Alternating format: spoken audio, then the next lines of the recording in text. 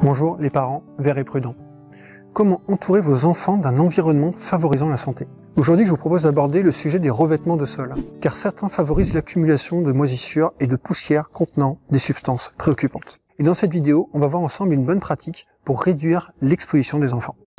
Bonjour à tous et bienvenue dans cette nouvelle vidéo de mon défi « Une vidéo par jour pendant 30 jours » pour fêter la sortie d'À la recherche du savon magique. Je suis Guillaume, sur cette chaîne je partage des conseils et des astuces pour vous aider à entourer les enfants d'environnements plus sains, avec moins de pollution et plus de nature. Si c'est votre première visite ici, je vous invite à télécharger mon guide offert qui vous donne les essentiels pour bien démarrer en santé environnementale pour parents. Le lien est dans la description. La bonne pratique que je souhaite partager avec vous aujourd'hui, elle est issue de ma lecture du guide pratique pour une meilleure qualité de l'air dans les lieux accueillant des enfants et des adolescents. Un guide du ministère chargé de l'écologie. Et cette bonne pratique, c'est préférer les revêtements de sol lisses et durs, ceux qui sont les plus faciles à nettoyer.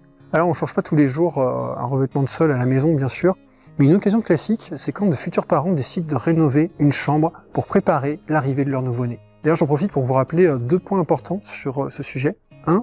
Une femme enceinte ne devrait pas participer à ce type de travaux, pas directement en tout cas, car ils peuvent conduire à des expositions préoccupantes. Pour s'impliquer dans des projets de travaux sans s'exposer à des substances toxiques, je vous renvoie à une vidéo de la chaîne Réussir son intérieur, où vous trouverez les propositions d'Elodie pour nourrir vos réflexions sur le sujet. Deuxième point, je vous invite à utiliser les produits de construction et les revêtements qui émettent le moins de polluants volatiles, ceux étiquetés A+. Pour revenir au type de sol, sur le site des 1000 premiers jours, Santé publique France recommande de choisir, lorsque c'est possible, des sols lisses et durs. Cela facilite le ménage et permet de mieux éliminer les polluants. Nous l'avons vu à l'occasion d'une vidéo précédente, les poussières domestiques peuvent contenir divers types de polluants. Par exemple, hydrocarbures, phtalates, retardateurs de flamme, pesticides, etc. Ça dépend notamment d'où vous habitez et des produits qui se trouvent dans votre maison. En tous les cas, c'est important de pouvoir nettoyer ces poussières régulièrement, pour de nombreuses raisons, dont des raisons de santé environnementale. Et donc tout ce qui va gêner un nettoyage facile va conduire de fait à favoriser l'accumulation de substances préoccupantes dans la maison.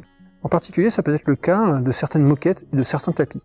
Par exemple, pour les pesticides, comme le note l'Agence nationale de sécurité sanitaire de l'alimentation, de l'environnement et du travail, l'ANSES, une fois associés à la poussière, ces composés vont persister pendant de longues périodes, particulièrement si la poussière est prise dans des tapis ou des moquettes.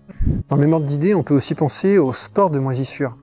Des revêtements comme les moquettes ou même certains grands tapis peuvent offrir à la fois un support privilégié pour le développement des moisissures et également pour l'accumulation de leurs spores et d'autres particules d'origine fongique.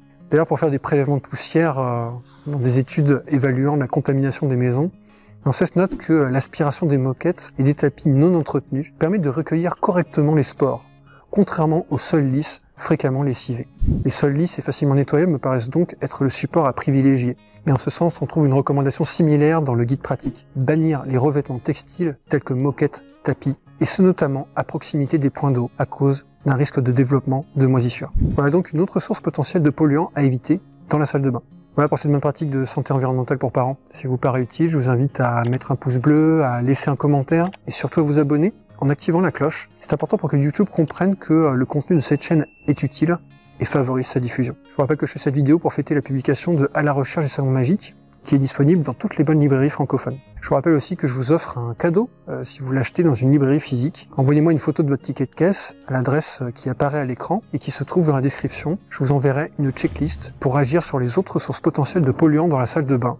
Un bon complément au livre pour réduire les expositions préoccupantes du quotidien. Une bonne partie de ce défi de 30 jours sera consacrée à répondre à vos questions, donc vous pouvez m'indiquer en commentaire les questions que vous avez en lien avec un problème ou une frustration par rapport à l'environnement de vos enfants au sens large. J'essaierai de faire un maximum de vidéos-réponses dans le cadre du défi. Voilà, je vous dis à demain pour la prochaine vidéo. Et en attendant, je vous invite à faire partie des parents verts et prudents, des parents qui mettent en place des sols facilement lavables à la maison. À demain.